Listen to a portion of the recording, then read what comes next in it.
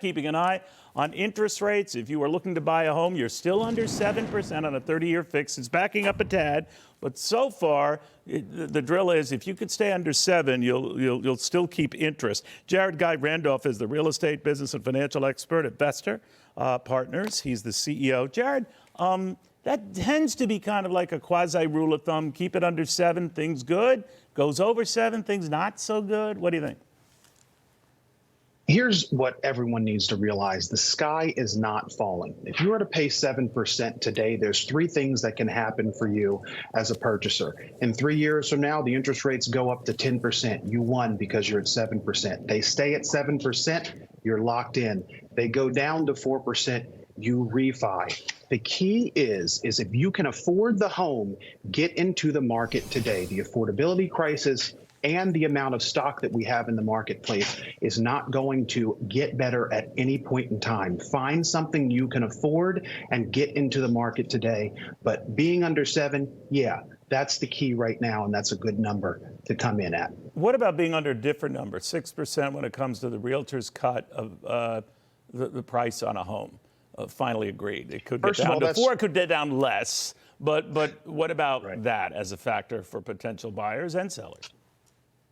Realtor commissions are not going to have any impact on home values. That's because we have a supply-demand issue. There is more demand than there is for supply. And what they realize with this ruling around the real estate brokerage commissions, it is actually a negative, and it is not going to benefit buyers and sellers because you need a professional to help you navigate the circus. Yeah, but you don't need them. You don't need them at 6%, right? Isn't that the message here? But so there's going to be more wheeling and dealing, right?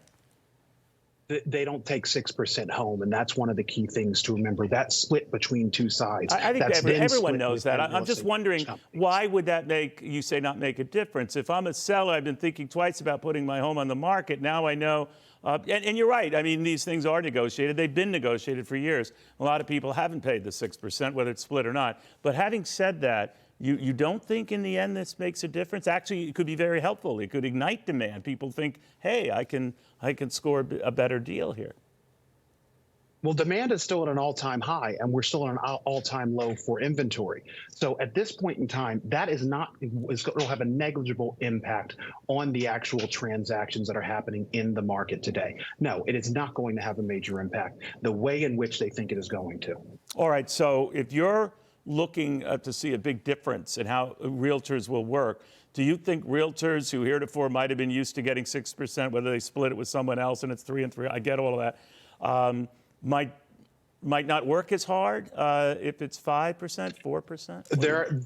They're going to have to work. They're going to have to work harder. And what you're going to see happen in the marketplace, I spent 20 years in brokerage before I became a developer over the last 5 years. So I understand this game.